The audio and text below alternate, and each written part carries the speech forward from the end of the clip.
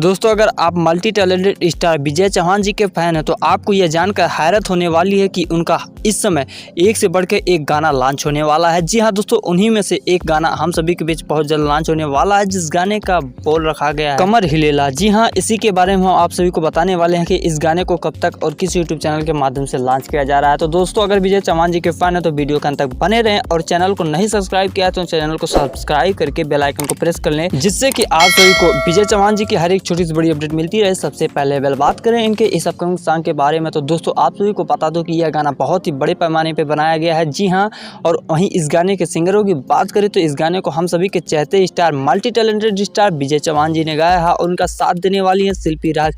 और इस गाने के राइटर और म्यूजिक डायरेक्शन की बात करें तो दोस्तों आप सभी को बता दो कि इस गाने को लिखा है सोनू सरगम जी ने और म्यूजिक है विकास यादव जी की। वहीं इस गाने के वीडियो की बात करें तो विजय चौहान जी के साथ पहली बार नजर आने वाली हैं आरोही सिंह। जी हाँ, इन दोनों की जोड़ी आप सभी को पहली बार नजर आएगी।